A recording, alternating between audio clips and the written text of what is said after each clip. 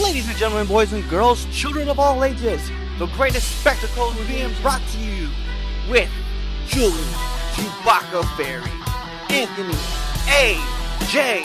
Lujan, Clifford, Red Dog Miller, and this is Get the KO!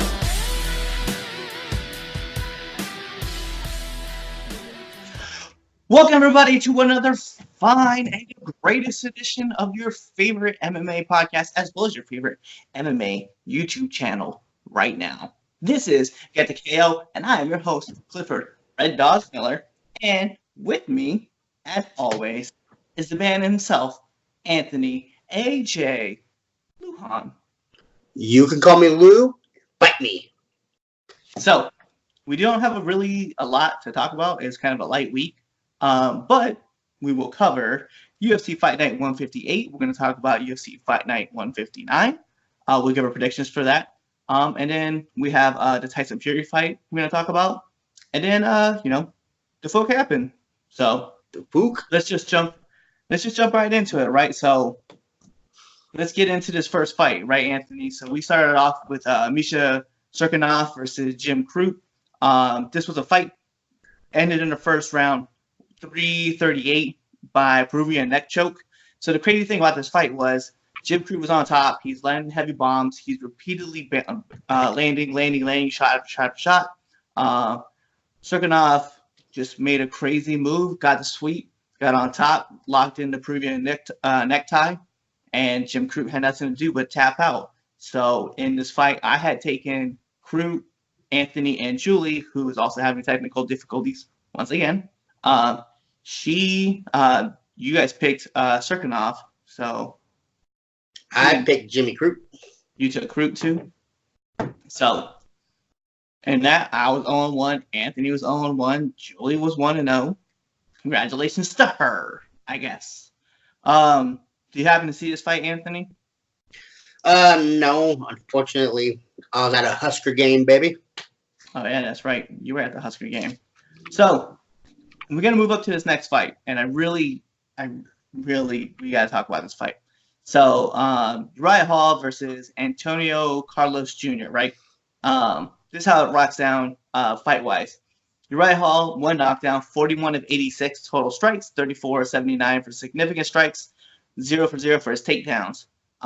Antonio Carlos Jr., he was 81 for 148 for his total strikes, 22 of 69 for his significant strikes, 3 for 8 for his takedowns. So what makes this fight pretty unique was Uriah Hall, when he wanted to turn on, he was able to bust open Antonio Carlos's nose pretty quick.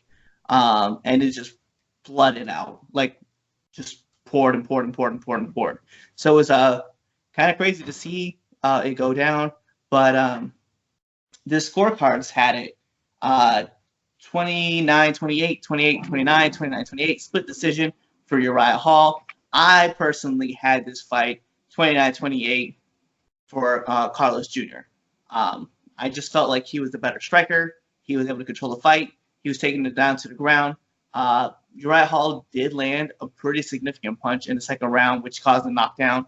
But I thought overall, 1 and 3 should have gone to Antonio Carlos. But I don't get paid for this. And that's why he probably didn't win that fight. Yeah, I had it 29-28. I had Uriah Hall. That second round was big for him.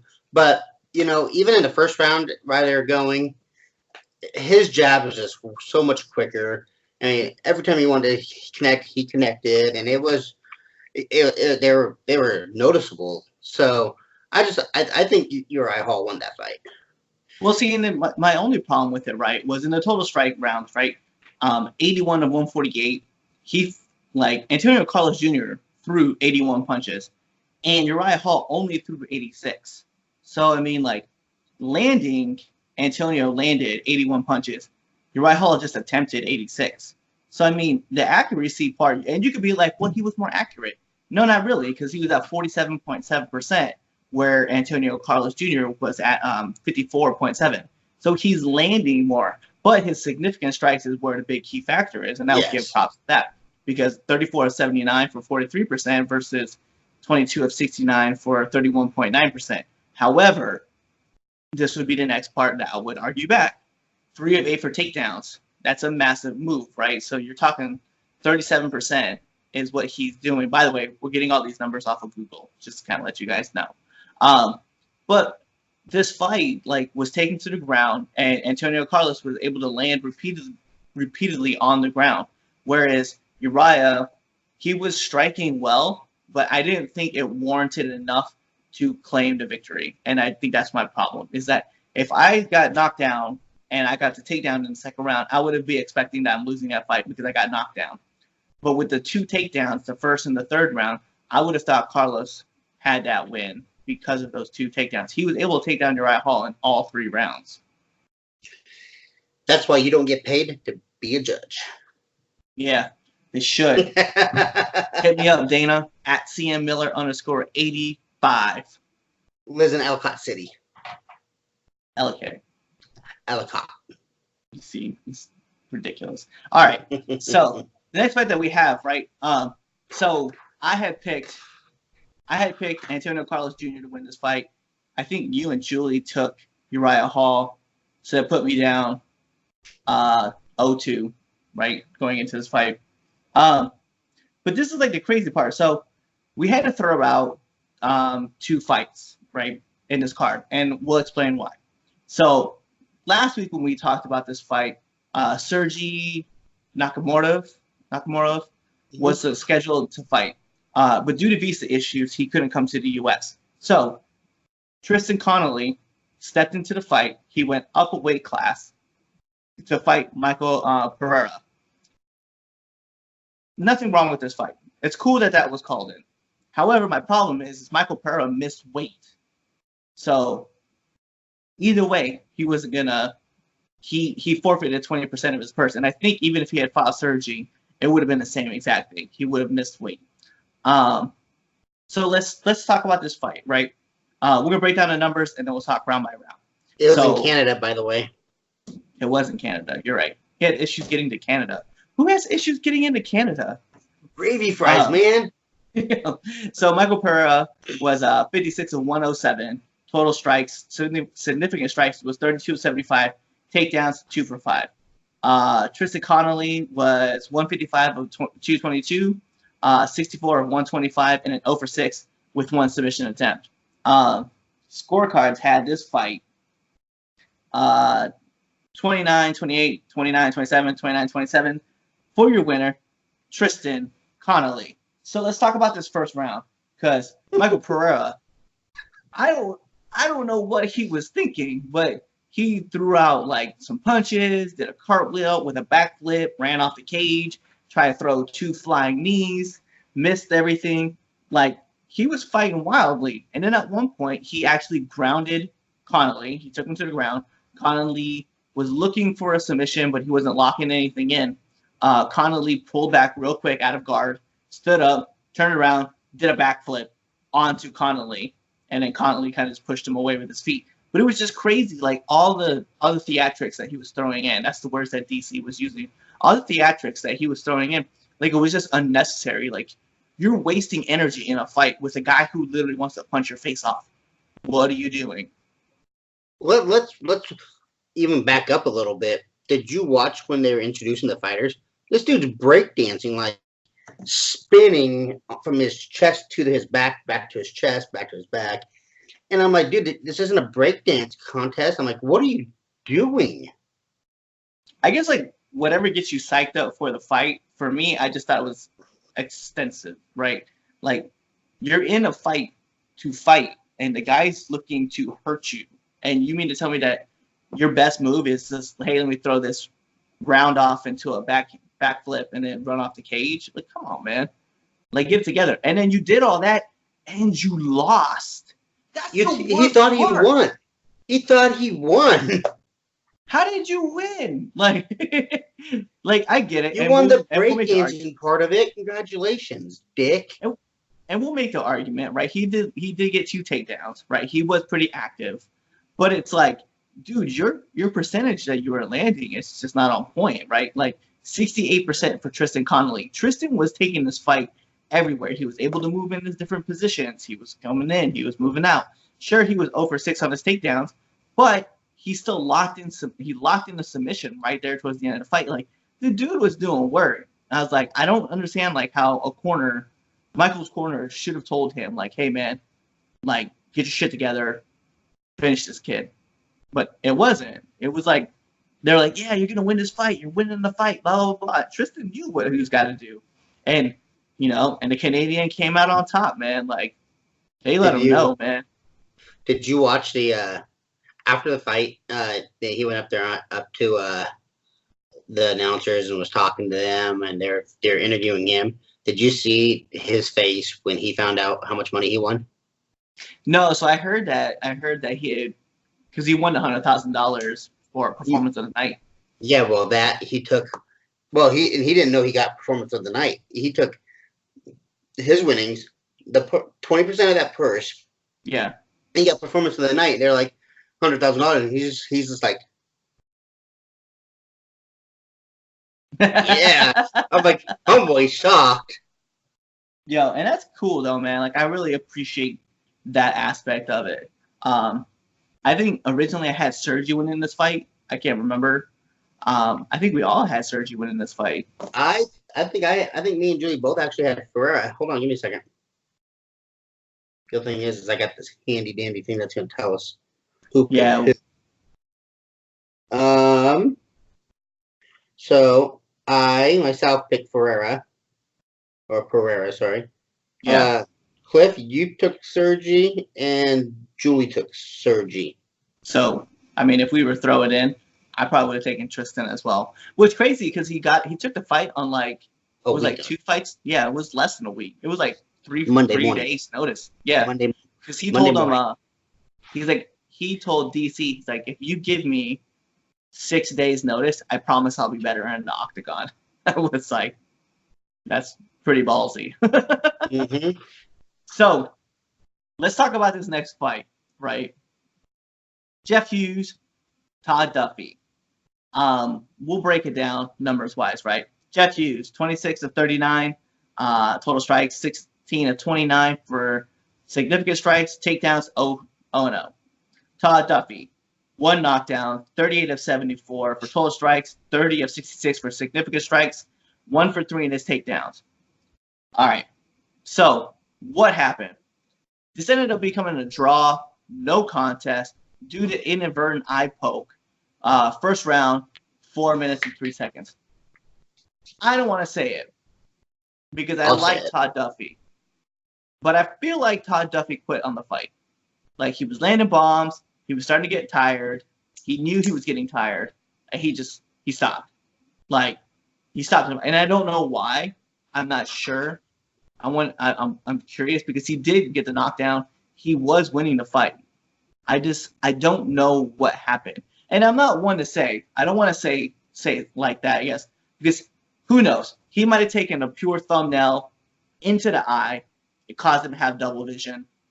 I don't know. But the doctor came in, saw that, he told him, he's like, I'm seeing double out of one eye.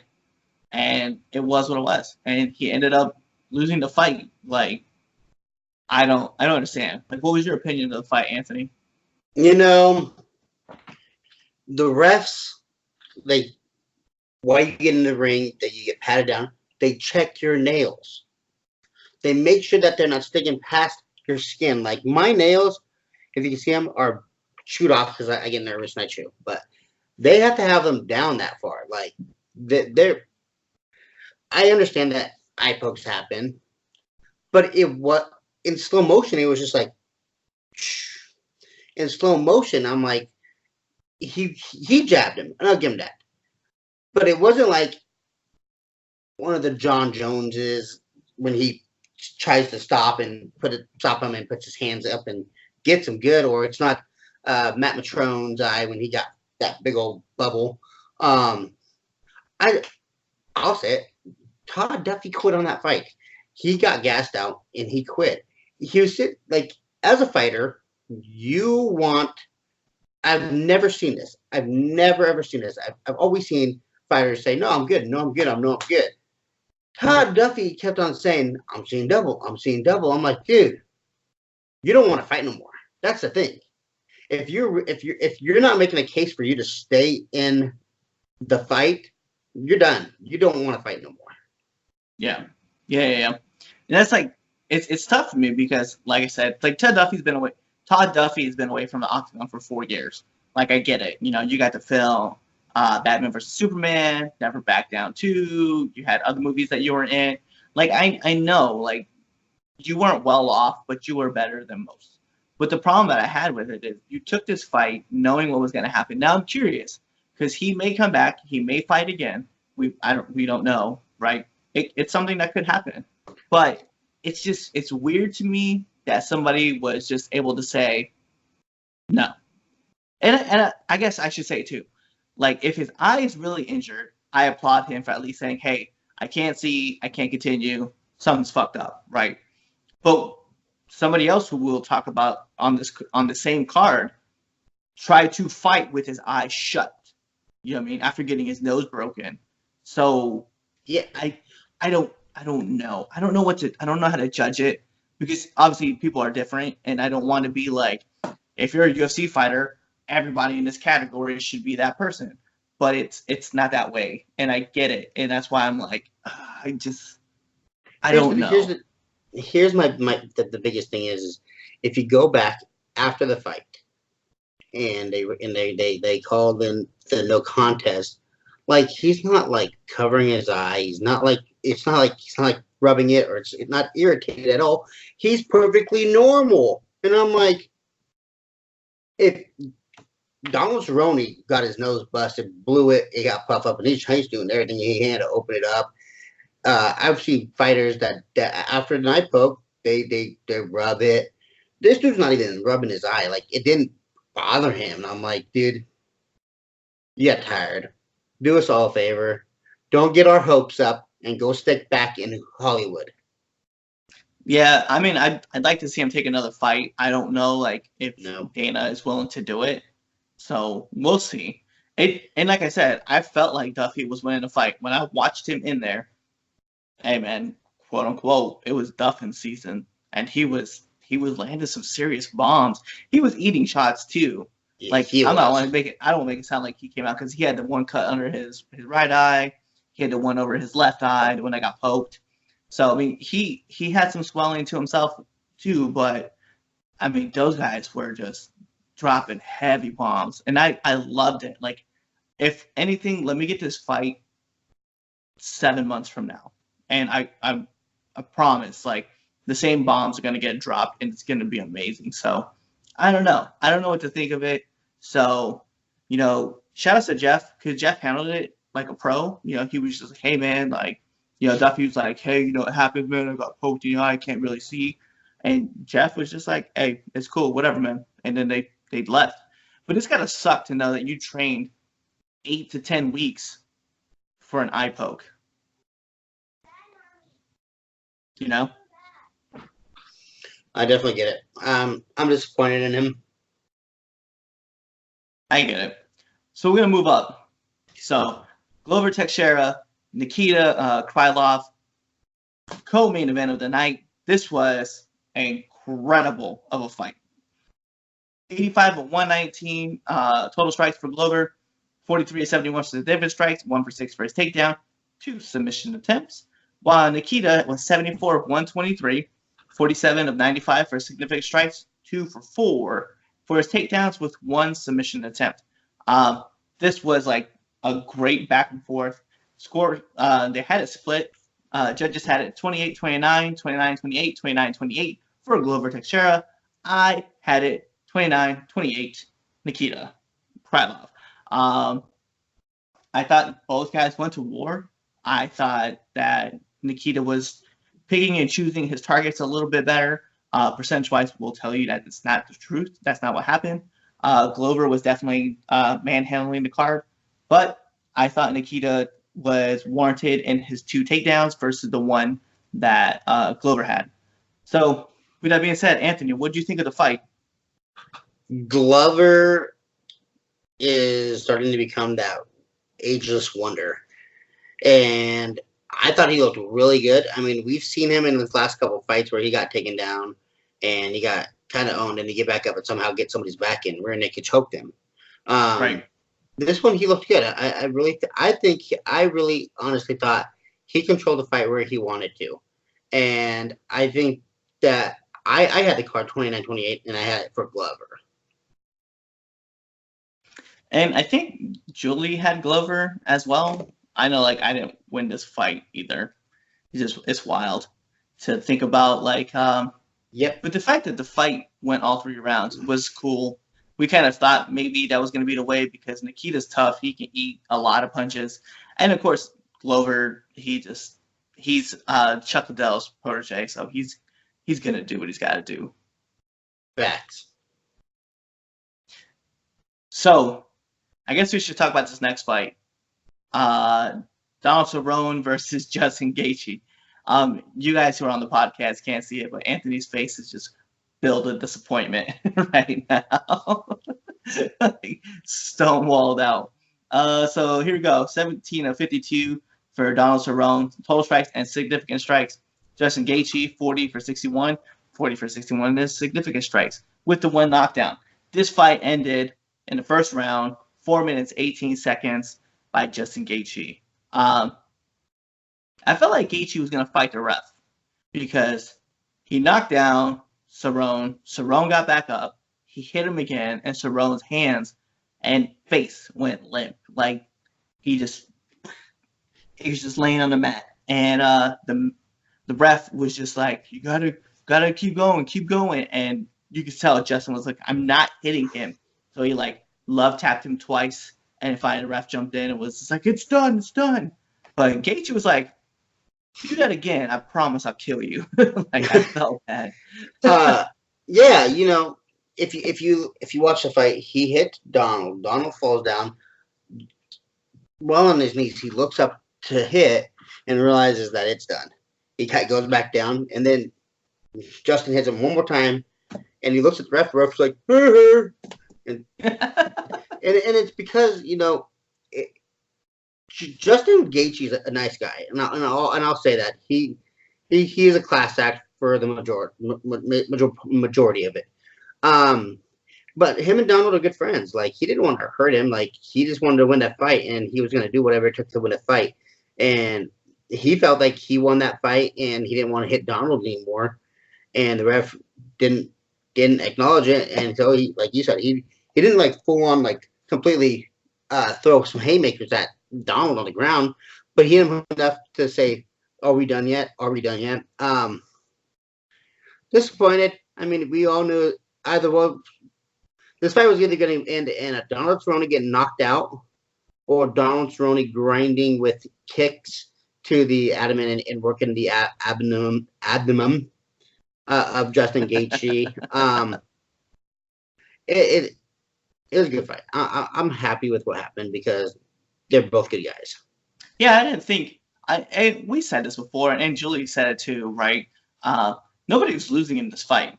This was going to be a winning fight. Fans were going to get their money's worth, and I kind of felt like they did for the most part, right?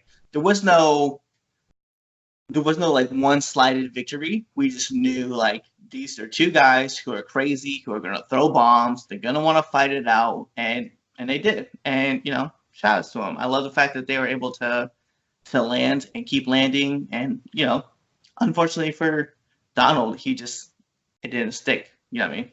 So well, you guys all said that there's no loser. I said there's no loser because if Donald lost, it's like me losing because Donald's my favorite fighter out there.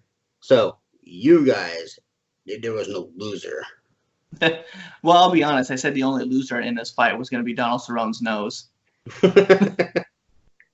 So, yeah, that pretty much just covers up this card, man. Like, it was a great fight card, as we mentioned numerous times. There was a lot of great back and forth action, TKO by punches, obviously. So, I mean, you got anything else you want to add to it, Anthony? No, I mean, it was a quiet card.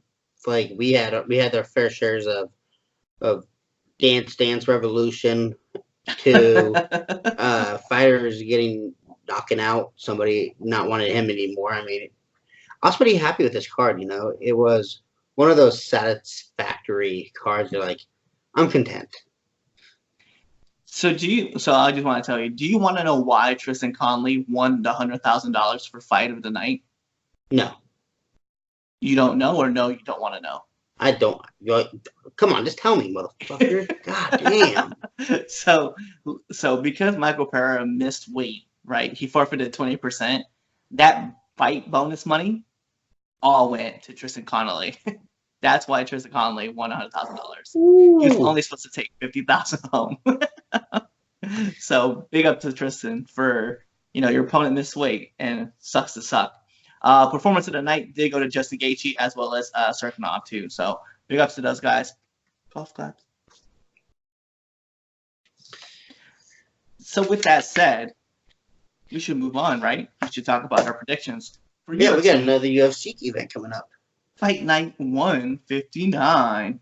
I think this is one that everybody should be excited about, right? I mean, Gary Rodriguez versus Jeremy Heaton Stevens. Like, I just don't know. I don't know who else couldn't be excited for that fight. You know what I mean?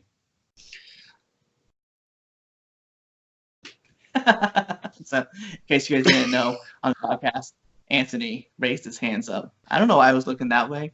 Like, there's somebody over there. There's no one over there. It's weird. Don't lean that way. No one's gonna see. All right, so let's start this off. Right, we have Martin Bravo versus Steven Peterson. Who do you got, Anthony? Blah, blah, blah. I have Martin Bravo on this one, actually. You know why? Because this dude can throw. This dude is 11-2. He is Mexican. Yeah, so I'm excited for that. And I'm looking on his record right now. He did lose to Alex Caceres by split decision, and he lost to Huberto Benede by knees. But before that, he was undefeated. So I'm excited to see what he's going to do. Yeah, I think Steven Peterson is going to be a great test for him. But like you said, hey, Bruce Leroy is tough to fight. So I give it to Alex, but I can't wait to see Martin. I can't wait to see Martin back, and I think he's going to have a better game plan. He kind of knows that the competition he's fighting is a level up. So myself, as well as Julie, has picked Martin too. So we're going to move up. Irene Aldana versus Vanessa Mello. Who you got, Anthony? I have Irene Aldana as well. If you guys don't know who she is, she's another Mexican fighter. Sorry. She lost to Raquel Pennington at her last fight in July, but she also did beat Beth Correa by submission in May. So she's a very active fighter, and that's why I really like her. Yeah, I agree. She's nasty. I love watching her fight. So I did like the fight with Beth Correa too. She was able to ground and pound somebody who, Beth Correa's hands were always known to be kind of deadly until Ronda Rousey kind of broke that. But since then, Beth Correa kind of been up and down. And then obviously in her last fight with Irene, she lost. So I like Irene in this fight as well. We're going to move up. Brandon Moreno. Oh, by the way, Julie has Irene as well. Yes. Brandon Moreno versus Askar Askanov. Who you got, Anthony? This one was a hard one. I really wanted to go Brandon Moreno because he's Mexican. But I went with the undefeated. I went with Askar Askarov. Okay. Yeah. Not a bad pick. I decided to go with that pick as well. I like Askar. He's 10-0. Hey, when you have an O in that loss column, you have to take that into account. So I will pick that every single time. So did Julie. Obviously, so did Anthony. This is where things are going to get kind of split. So we're going to go to the co-main event. Carla Esparza versus Alexa Grasso. Who you got, Anthony? This one was a hard one for me, really. I love Carla Esparza. I really do. But I just watched Alexa beat Carolina Kowalowicz in June, and I really did like that performance up by her. She can throw. I am absolutely excited to see there. She did lose to Tatiana Suarez by rear naked choke in May, or May of last year. But she's got some good fights under her. Yeah, I agree, man. I like Alexa in this fight as well. However, Julie has taken Carla Esparza, and she felt like she was kind of in the mix. And she says, and I quote, "I almost went with Alexa, but my hopes are for Carla because I like her." She said, "Watch again, and it'll probably cost me." Yes, it will. And then we have our main event: Yair Rodriguez versus Jeremy Heathen Stevens. I have taken Yair Rodriguez, and so has Julie. Anthony, who have you taken? I got a little Heathen, man. I think he's gonna hurt him. I think Jeremy Heathen Stevens' power is just gonna be too much for Yair. I mean, don't get me wrong. Yair's got some good fights under him. He's got that last second TKO of the Korean Zombie. But if you remember the last time he got some big hype, he fell victim of Frankie Edgar via Dr. Stoppage. I mean, his eye was huge. He just kept on getting punched. Jeremy Hidden Stevens is probably one of the hardest hitting guys into this division. Don't get hit in your chin, dude. You're gonna get knocked out. Yeah, so he definitely has some crazy hands. I like Rodriguez's kicks. That's why I kind of want to go for him. I think he can keep in kick distance. I think his strike game is on point. So I think we're going to see just two behemoths just kind of throw it down. And I think possibly with Rodriguez, it being in Mexico, I think could be a fan favorite. And we'll see how that works. Mexican judges are nice people. They are nice people, but they're not going to call this fight fair. Straight fair. They would call it down the middle, man, like they do in London.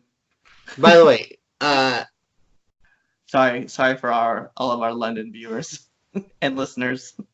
Michael Bisping's got some good wins under his belt because of their judging. By the way, we didn't talk about it. You went 1-3. I went 2-2. Julie went 2-2. Total, Julie is leading the pack 7-2, while Cliff and I are 5-4. Oh dang, we gotta knock her down a peg. So with that being said, that kind of ends that kind of portion on the MMA side. We do have a boxing fight that we got to talk about. So shall we talk about the Fury fight that happened on Saturday night as well? That was really surprising. You know, I got to watch some of the highlights on that. He got cut in that first round, and that was a deep cut too. And that dude was no slouch. He was just everything Tyson gave him. He was all about it. Tyson Fury had to grind out a win, and we haven't seen him having to grind out a win like this. I mean, we've seen him lose to Deontay Wilder. You got knocked the fuck out. But we've never really seen him having to grind like he did at this fight. So I'm excited that Weller, was it Weller that he fought? Yeah, Wallen. He took it to him, and I was pretty happy for that. Can we be honest? Like, if it takes 50 stitches to close a gash in your eye, you probably should have had the fight stopped. Like, it was pretty nasty. And he had been tagged in it. I thought that they were going to stop the fight at one time. Even Wallen was surprised that the fight didn't get stopped. But credit to Tyson, man. He's tough as they come. I give him all that prop, but he's going to be on the shelf for 2 months, getting stitched up. It is what it is, man. I don't know, man. I didn't agree. I think it was, would the scorecard have it? 115, 112, 115, 112, 116, 111. I don't agree. I thought it was closer, and I kind of felt like Otto did a lot So, like I said, 50 stitches to close up a cut, probably should have been stopped. Yep. But we don't get paid to stop fights. We don't get paid to judge fights. We do this shit for free because we love you guys. Yes. So, as far as that goes, I guess this kind of ends that section right about it. So we've that was fast. Yeah, we've covered that pretty quick. So let's get into Anthony and I's favorite portion of the show and your guys' favorite portion of the show. The fuck happened. So, Anthony, what's our first story that we have? We want to talk about Valor B&B. If you guys don't know what that is, bare knuckle. BKB, sorry. It's who is it? Ken Shamrock's new bare knuckle boxing promotion. Yeah. So for you guys who don't know, Valor bare knuckle boxing. They have their first event actually coming up this weekend, September 21st. There's a lot of big names that are going to be on this fight card. Some of you guys will know, some of you guys won't, right? So some of the bigger hitters, we have Sokoju, which people who are familiar with the UFC know who Sokoju is. Mark Goldbeer, Jack May, and then Mighty Mo are all going to be fighting on this card. So it's going to be kind of crazy. There's going to be a big fight between James McSweeney as well as Brian Heaton. Some of you guys will know who McSweeney is. And then for the co-main event, we have Ish Smith versus Esteban Payan. And then it's going to be some nasty-ass fights, right? So it's MMA versus boxing, essentially, what we're getting. Ken Shamrock has thrown his name in the hat and just talked about it. And the crazy part is, at the next event, and it's been noted that Ken Shamrock has actually called out Mark Coleman to pull him out of retirement and to fight bare knuckle. Yeah. But have you seen Ken Shamrock lately? There is no way that you cannot tell me that this guy is not juicing. He's never juiced in his life. He's a nice guy. Hey, Ken, I love the stuff that you do in WWE. I love the fact that you've got back into wrestling. I love the fact that you're back on Impact. I love the fact that you're wrestling Moose. Bro, we know that you're juicing. So what I would tell you is to stop so that you can fight Mark Coleman. Needles are bad. Yo, this shit is crazy. I just seen it. Good God. He is massive. He's a massive. I saw him in an interview with Chris Van Vliet where they were talking about stuff that happened in wrestling as well as going back to mixed martial arts. And I was like, there's no way that he's like, I took a year off the gym. I got back in. I started lifting again really heavy. And I just put on a lot of mass. It was like, there's something else in that mass that you're adding to it. So for you guys who don't know, Anthony is actually just shaking his head right now because if you guys don't, go look it up. Go look up Ken Shamrock. I'm not saying there's anything wrong with it. I'm just saying needles are bad. Unless Ken, you're fucking huge. Ken, you are massive. Also, if you guys didn't know, Esteban Payan is a former UFC fighter. So I can't wait. I can't wait to see some of these guys get in the ring and do their thing. So how do you feel, Anthony? I'm mixed about it, you know. I love bare knuckle boxing. That you're gonna have a run in with these guys. Like they're not the UFC. Like the UFC is smart enough to know that they don't cross promote. They're not gonna have one of their fighters go fight a guy in Bellator. They're not gonna have one of their fighters go fight somebody in Titan or ONE FC. I think bare knuckle boxing programs are gonna be stupid enough to start cross promotions, and it's gonna start a turf war. It maybe, or maybe we just run into a situation where like Bellator and the UFC just kind of coexist and just kind of like run a similar path. Because remember, at one time, UFC used to have Strikeforce and Bellator, and then UFC bought, or Zuffa bought Bellator, or Strikeforce. Sorry, they bought Strikeforce, and then Bellator kind of stepped into that gap and was like, all right, well, we're going to run with you guys down the road. So it is what it is. And as much as I shit on Bellator and talk about they're the UFC B squad, they put on amazing fights. I love watching it. So I don't want to say that I knock them because I don't. I do genuinely like Bellator. I just think it's funny that everybody that's holding, well, most of the people who are holding titles right now are from the UFC. We're from the UFC. So I give props for props due, though. But same thing, Valor Bare Knuckle and Bare Knuckle Fighting Championship. I think you're gonna probably see the same thing where they're gonna walk similar paths. I mean, I don't know if they'll cross promote because shit. I mean, we see it with the WWE. They don't cross promote. They don't let their guys. They release their guys and their guys go make big names in New Japan or Ring of Honor or AEW, wherever. And I think the same thing you're gonna see here is that with Valor and Bare Knuckle, they're just gonna walk similar paths. But we, as in the fans, are gonna be the winners of all that. We'll see. So, what else do we have on the board? We're on a YouTube channel, so let's talk about YouTube channels. Let's talk about a YouTuber named Jake Logan. Or Logan Paul, sorry. Logan Paul. Yo, so let's talk about Logan Paul. And the reason why I bring it up, right, is this is actually kind of a fight that just randomly has been talked about. For some of you guys who don't know, Jake Paul or Logan Paul and Jake Paul, because Jake's the brother. So Logan Paul challenged Conor McGregor to an MMA fight. Because he was a former high school wrestler, he feels like he's got good stamina. He's very athletic. I will give props to Logan all that he wants. However, this is Conor McGregor we're talking about. The Irishman. Like, he does not fuck around. And if you challenge him to a fight, if he sees money in the fight, he will probably take the fight. And what's going to be crazy is I think Logan Paul could be that guy. I don't want him in the UFC by any means. I don't want another CM Punk situation happening, right? Sorry, okay? Punk, I like you. Just wasn't going to work out, okay? Phil, you're the man. Best in the world!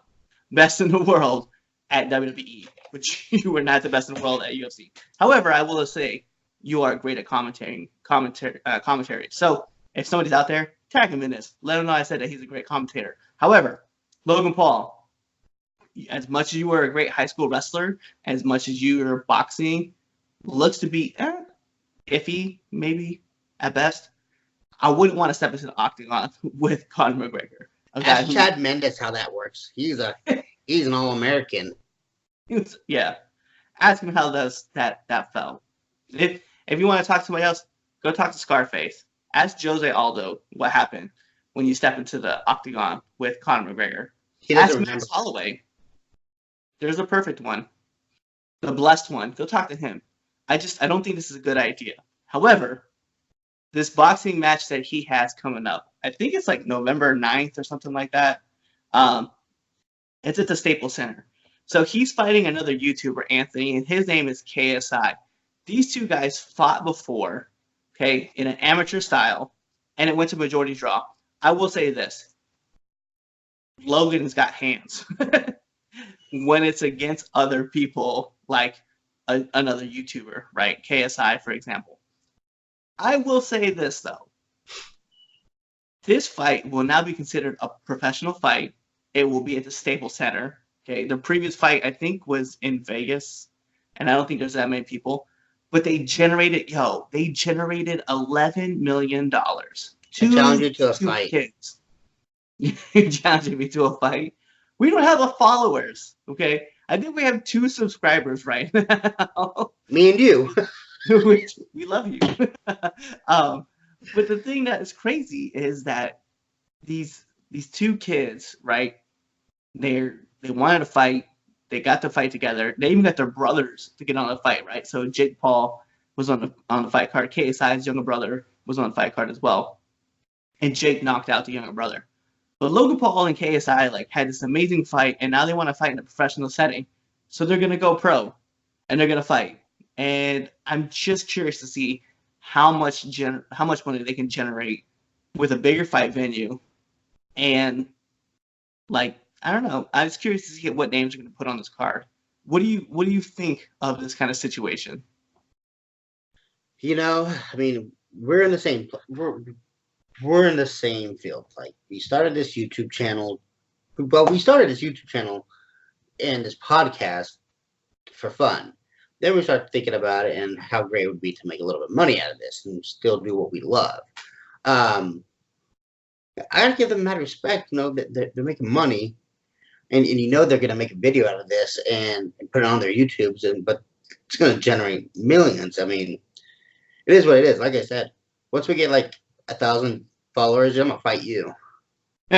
You know what's funny too, man, is that these two, when they started this whole fight thing, right? Um, they they sold the fight for like $10, and they had all the buys. Like it was incredible. I have to give props. Like I don't want to be that guy. And YouTube was like, "We'll promote your fight," and everybody was talking about it. All the big YouTube gamers, right? Phil DeFranco was talking about it.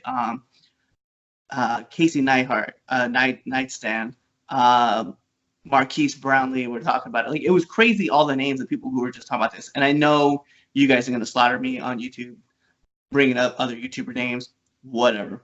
But these guys, they know how to sell a fight, and I give props where they know how to sell a fight because they did an incredible job pushing this on YouTube. Agreed. I definitely agree with that. Can't hate them for making the dollar. Nah, I really can, man. I'm big supporters to those guys. And keep doing your thing. Like if this is what you guys want to do, fine. I just promise you, Logan, stay away from Conor McGregor. Like, yes, he's older than you, but he's still a top tier athlete, and I don't think you're quite on that level just yet. Logan, take a dive so you can have the third fight. You make more money, man. Smart. Let's go. they, well, they had a majority draw in the amateur. Like, don't take the dive. Take Oh another no, draw. they did not get a majority draw. Yeah, they had a majority draw. Oh man, no, don't dive now. You can't do it. Yeah, you have to go for another majority draw. All right. So what else do we have going on in the folk? So what the fuck is going on with politicians crying about the ring girls? Like they've been doing this for years, but now they're trying to get rid of. They're what ONE FC is talking about. This they're done. Ring girls aren't probably going to be there anymore. They're trying to get the UFC, Bellator, all to not allow them to have ring girls because they're parading women in underwear and bras. This is what we come to. I don't have a okay. So ONE FC has always been talking about this for the longest time. I don't have a problem with it.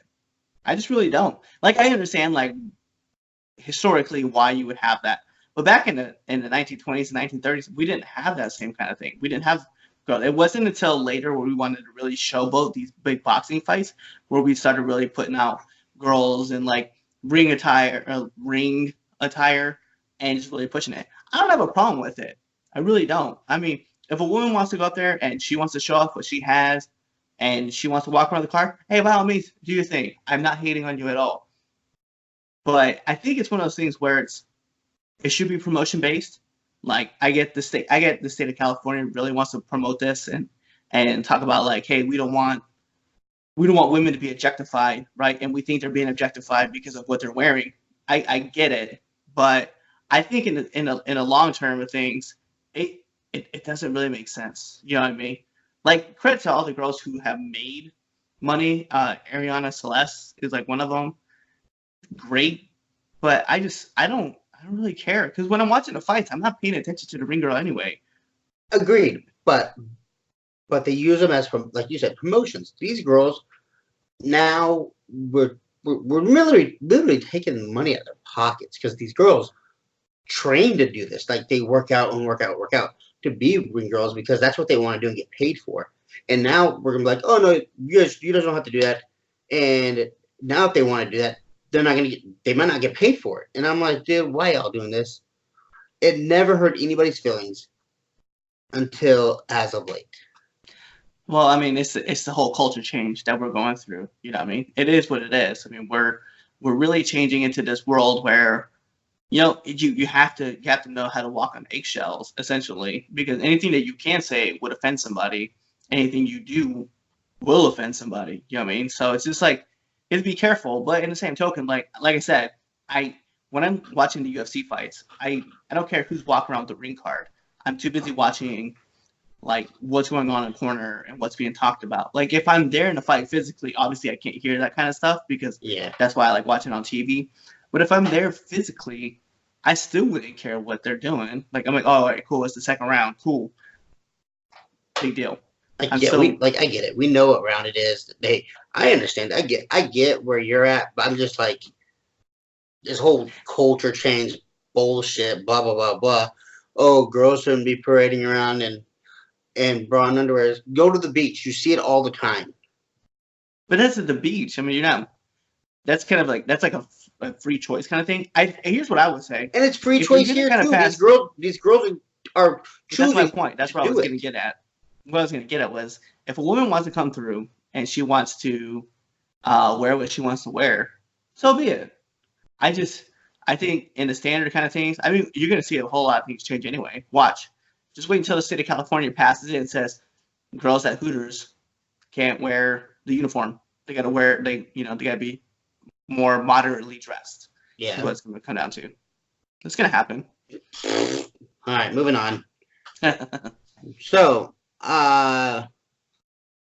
looking at things right now, UFC on ESPN on September 28th.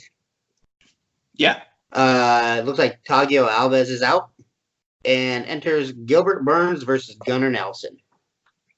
Oh my God, Gunnar's going to fight? Two great strikers. Yeah, Gunnar's beast. I love watching Gunnar do his thing. He's ridiculous. Yep, so that was announced earlier this week. And the other thing that I just seen is Robbie Lawler is about to be back in the ring, about the cage, against Ponzinibbio. And what fight? The UFC 245 at the end of the year. Oh, okay. Oh, that's cool. It's targeted anyways. They haven't been added, but Santiago Ponzi is a great striker. Robbie's a tough guy, so it's going to be a great fight. Yeah, also Matt Brown is added on that card as well versus Ben Saunders. So there's one thing. Yeah, I had the same look, right? So for you guys who didn't know. Matt Brown. Yeah, we're all saying Matt Brown because Matt Brown retired. But yeah, Matt Brown's probably coming out of retirement. He wants to fight. And Vivian Arajo is actually going to be on that same card too. She's fighting this guy. I can't wait. Like, there's some great fights getting ready to come up. Guys, if you guys didn't know, December 7th, two of my favorite fighters are going to be going at it, man. Walt Harris versus Alistair Overeem. It's, you're talking bombs are about to get dropped in that fight. I cannot wait to see that. This is going to be that fight, like, everybody, like, Alistair likes to make you chase him. And if you get caught, Walt's got that speed to knock you out. Yep. So, I promise you, this is it. This is going to be my last time I bring it up. But Drunkle was in the news again. Oh, so what happened with BJ Penn? Dana White is done. He said he's done. Will not fight again. Yeah, I felt like that was something that came out like 2 weeks ago that he was talking about that he was going to officially kick him out of UFC and tell him that he wasn't going to fight. Like, his last fight was supposed to be the end fight anyway. Win, lose, or draw, he was done fighting. But after the two Street Fight videos came out, he was like, nah, you know what? He's done. He's done fighting the UFC, period. Yeah, so that came out a couple of days ago that he's just done. He's not going to have a fight. Win, lose, or draw, he's just done. I don't know if you saw this or not, but on UFC 244, you saw that Corey Anderson is going to be fighting Johnny Walker, right? Yes, I did. Just like all these crazy fights getting ready to happen. Derek Lewis is going to be on the fight card as well for the MSG, fighting Ivanov. Yeah. I just can't wait. 244 is like shaping up to be one of the craziest fight cards ever. Kevin Gastelum versus Darren Till is going to be going down too. I can't wait to predict this fight card. This shit is going to be ridiculous. And I Especially also Andre Arlovski is gonna be on the card. yeah, I also seen that that the UFC actually is going to try to trademark the BMF, the baddest motherfucker saying. Like they're going to try to trademark it now. Yeah. Yeah, they're gonna have to fight Samuel L. Jackson for that one. It'll probably get turned down like LeBron James's Taco Tuesday. You know, at least we don't have to pay him now for you saying that. Thanks. Yeah. Eat it, LeBron. One other fight that I do want to talk about too, October 26th, we do have Damian Maia versus Ben Askren. So yeah, it's gonna be a fight of two wrestlers going at it. I don't know how many strikes are gonna be thrown. Actually, let's have fun. Over under on total strikes thrown in that fight. What do you say? 60. 60? Less than 30 by each. Yeah, I was gonna say. What about you? I'll take 65. I'll take 65. Let's play this game. How much over under of strikes while standing? Oh. 25? Yeah. I was going to say 25 strikes. Oh, You know yeah. those guys who want to throw hands. Come on, man. Yeah, so we're just going to kind of searching around a couple cards that are going to be going on. More importantly, I can't wait. October 18th, back at TD Garden. So Boston, Massachusetts, about to welcome Dominic Reyes versus Chris Weidman. That's going to be fun. That's going to be a fun fight to watch. So, Anthony, anything else that you want to talk about for the full captain? Nah. Why don't you give me your Lincoln Love then? All right. Lincoln Love. Hey, the Huskers won. How about that, first off? Disappointed against Colorado, but we looked good against Northern Illinois. Offensive line's got some work to do. Lincoln Love. Our baby's almost here. Aaron's just dropping it. Like, watching her waddle is just so much fun. Like, quack at her. I'm like, she'll be walking like, quack. My kid. How about that? My daughter, my 5-year-old daughter, Sydney, is choosing healthy food over chicken nuggets and corn dogs at school. We literally just got the receipt from her lunch audits, and she's choosing chef salads. And I'm like, what the heck? She says it's because of cucumbers. Because the cucumbers are on there, and she loves cucumbers. But that is so crazy. That little 5-year-old has learned so much in school. Like, she comes home and teaches Maddox, and it's great. Being a father, I mean, Cliff, you've been a father for 7 years? She's 7 or 8? 8 years. 8 years. Yep. Like being a father, like, I've been a father for a year to these kids, and now I'm about to come my own. Just, wow. It's something rewarding. But, like you got to go through it with Kira, going through preschool to kindergarten to first grade and so on, and we never really talked about what it was like, and now I'm sitting here and I'm just watching her. Like, she tries to teach my 2-year-old Maddox everything, like how to say apple or to count, and Maddox's communication's gotten so much better because of it. So that's my Lincoln Love, is my 5-year-old daughter, Sydney. Yeah, it's crazy, man. You know, it's something that we've talked about a couple times actually, and I think I still kind of want to do it. So I think I'm still thinking about throwing this down for a podcast.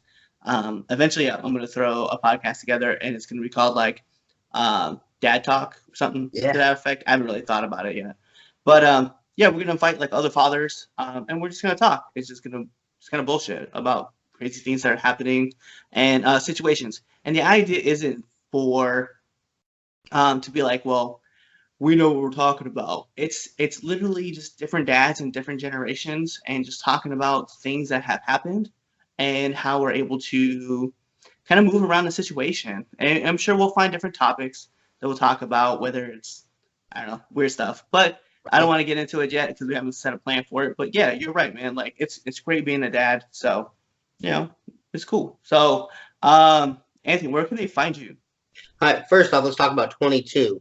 22 veterans die every day from battles that they can't win mentally, physically, emotionally. And me and Cliff, big time veterans.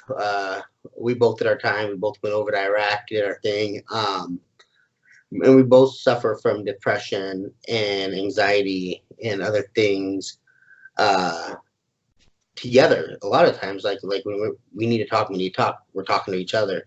Julie, she has her own depression that she goes through. She has her own PTSD that she goes through. So if you're a product of the PTSD that from anything that you do, don't be afraid to reach out to us. We like to talk. We have a fucking podcast. You're watching us on YouTube now. Reach out to us. We might not answer immediately. Like I have 4 calls on my phone right now, and I am doing a podcast. Right after this podcast, I'm gonna reach out and see what's going on. See if it's people that need help. But if you need me and you want to message me on Instagram, it's Anthony Lujan1985. And if you want to message me on Twitter or Snapchat, it's A Lujan1985. Add me, I'll add you. Let's send some freaky stuff. So, once again, I just want to reiterate, this is the time of the year where things start to get kind of bleak because like the sun's obviously going down early. We have daylight saving time. A lot of people kind of feel like the downs because obviously it's always dark. But it's not always dark. We're here to reach out. We're here to talk to you guys. Just reach and talk. That's all. And we get it. We're here with you guys. We're always in the trenches too. Like we understand the battles. Like all of us, we may not walk the same shoes that you're walking in, but we can definitely empathize with what you're going through. So don't be afraid. Reach out. We're always here for you guys. Twitter, Snapchat, Instagram, TikTok, Reddit, whatever you guys want to. PlayStation 4, CM_Miller85. That's where you can find me. That's where I'm always at. And you guys can just come talk to me whenever you guys want. So, and Vero. Actually, I just added my Vero account. So CM_85 on that as well. With that being said, Anthony, let them know. Tell them bye. 22. And with that, good fight and good